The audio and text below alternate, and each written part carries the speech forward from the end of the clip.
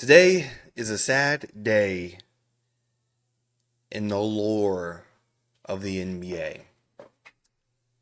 Why? Do you ask? Well, like the Splash Brothers and shooting all them threes, all the championships they won.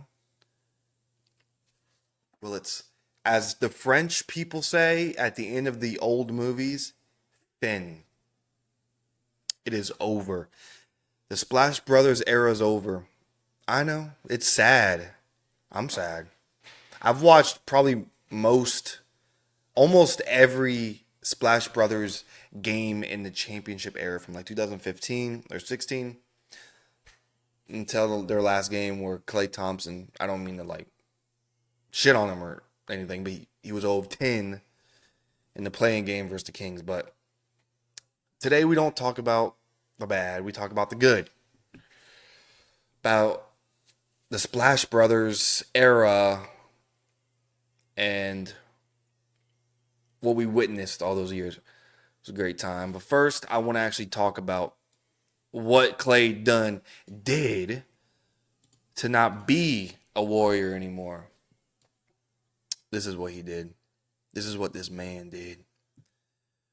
Free agent Klay Thompson plans to join the Dallas Mavericks on a 3-year, $50 million deal with a player option. Thompson ends his historic run as a part of a multi-team sign and trade that'll also send Josh Greenish. Who gives a shit? The sign and trade is done, and then the Golden State gets 2 first or second round picks. Wow, that just happened. That just happened. I'm actually kind of I don't really know what to say. I'm kind of actually still in shock. Just thinking about all those times. I remember when I was watching live when Klay hit the 14 threes against the Pacers, an NBA record 14 threes that still stands today. I remember when he hit them, I was going crazy. I was yelling like crazy. And I was like, feed Klay the ball. I don't care how crowded he is. Shoot the ball, Klay. And because it was getting like a blowout, right? And I was like, this motherfucker Curry's gonna sit him. Cause Kerr always liked to fucking cock block Klay, bro. Every time he would have like something historic going on, he'd sit his ass. 60-point game with like 10 dribbles, sat his ass. Klay could have had 80 a few times. I swear he could have. Let me know in the comments if you think Klay could have had multiple 80-point games. Because you got to think about it. He had like 60, he sat his ass. 14 threes, he sat it. I'm pretty sure he sat his ass. Or something like. There's a few occasions where his ass got sat on the pine. And it was some bullshit. What else? He sacrificed for Kevin Durant. Him and Curry sacrificed. Even if he didn't like it at times, he sacrificed his shots for the betterment of the team for championships. So he can go, 4 of them things. He can go, hey, Booker, I got 4 of them things. Oh, man, what great times. He just seems like such a cool dude. But hey, if he feels slighted, if he feels disrespected, you're cut off. Like, you could tell he's the type of guy. If you fuck him over, you're not going to hear from him again. No matter how much you apologize, you're done. And there was also some more stuff actually on Twitter that I saw that was pretty interesting or entertaining. Let's see, I got what else? Oh yeah. So the Warriors released a statement on this matter because this is some big news. They say, we can't overstate Klay Thompson's incredible and legendary contributions. 13 years with the team, highlighted by 4 NBA championships, 6 trips to the NBA Finals, 5 All-Star games, several NBA records, including the most points ever scored in a quarter. Oh, yeah, I forgot. 37 points in a quarter. Oh, was that versus the Kings? Who was that verse? Man, I go back every like so on and so forth. I would go back and I watch that game because it's Klay is the guy that he gets hotter than anyone. Like if he was a superhero, he'd be that guy on Fantastic Four that flames up, He gets hotter than anybody, right? That 37-point game was something serious. And then the most 3-point field goal game in a game, 14, which I just talked about. The amount of joy and happiness Klay provided fans, Bay Area natives, his what the hell's that word? His penchant, his whatever, for delivering in pressurized situations and the biggest stage, including Game 6. That's what I've yet to talk about. Heroics helped define a career. Klay's legacy will live on forever. We look forward to retiring his jersey at Chase Center, which will be awesome, and join a Warriors Immortals, including those who helped shape recent dynasty. I actually want to talk about that Game 6, bro. He got that nickname Game 6 Klay, and it was valid, man. Whatever. It was valid too. Game 6 Klay. He loved big moments. He loved big shots, and he didn't care how crowded he was. He was taking them bitches. That Game 6, I go back and watch that a bunch of times. I go back and watch the Curry half court winner versus OKC, and I go back and watch Game 6 Klay. I remember watching that series live, and I was like, bro, the Warriors are done. There's no way. OKC's too big. Durant's too good. You can't do shit about it. Next thing you know, like Russell Westbrook, Harden, they're turning over the ball, they're choking, and Curry and Klay are on a fucking mission. I know in that moment, like they look back on the moment and be like, we really did that shit. We really did that. There was something else I want to say. I forget. Anyways, there's another thing on Twitter. Because like I'm going through Twitter and I'm seeing pertinent shit to this topic. Oh yeah. Klay posted on IG actually already. He says, words can't describe gratitude I have towards the Warriors organization. Thank you for all that supporting me over 13 years and still got 14 rings. He's doing this to him. He's doing this. Got 4 of them things. Look how happy he is. 2 peace signs, 4 chips. Imagine being a 4-time NBA champion. That'd be crazy. And, Gil's always got some shit to say. Versus, lowballing them and saying, let's negotiate. There's just some people you don't supposed to negotiate with. Yeah. They've done so much. Negotiating is not fair. Right? And negotiating with him wasn't. Yeah, let's sit down and have a real conversation. Let's come up with a number we both comfortable with, where we don't feel like you're taken advantage of, and you don't feel like you're being taken advantage of. That's what the conversation should have been. Yeah. Right? Instead of this is our number, we're not budging. Yeah. The 2 for 40. Take it or leave it. Now, that ain't right. Like that's like you shouldn't give them like that ultimatum. That's you don't do that. So 2 for 48 last offseason, I guess felt disrespectful at that time. Klay was coming in making like 43 this year. But now in hindsight. No, but you got to. But it's the same thing we're talking about right now. Thank you for the pushback. With the PG and Kawhi thing. You paid Draymond. Mm-hmm. You gave Draymond that shit. And he socks him. But I'm not, fuck that. I'm a bucket. I've averaged more points than him. I've done this, and we don't do none of this without me. So I fought back through all this to get back here to help us win again, and this is. Yeah. This motherfucking thanks I get. Yeah. He was just for real. Splash brother. All right, we get it. Now they were talking about like Klay Thompson being disrespected, or like was he? But let's go back because I remember like the Warriors offered him a contract in the beginning of the year.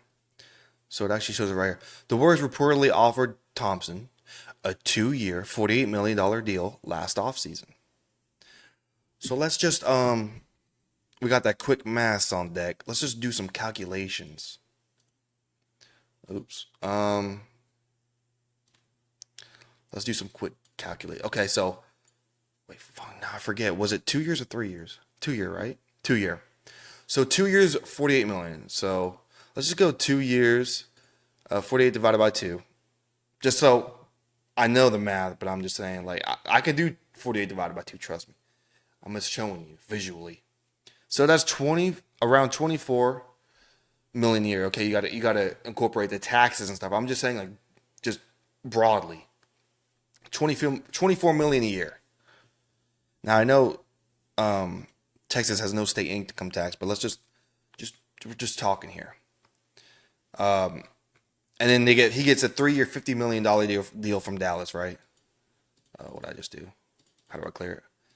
Okay, 50 divided by 3, around 17 million a year. I mean, the taxes, okay, they got to include all that, but bro, people are acting like Klay Thompson got disrespected, like you don't do that shit to Klay Thompson, like he got crazy disrespected. He didn't get crazy disrespected. He may not have gotten the years he wants, but they offered him a good, solid contract. 2 years, 48 million. That's fucking good. He just wanted these injury-prone guys. Like, he was crazy durable, but now he's injury-prone. They just want that. It's the same thing with Paul George. They want those years of security.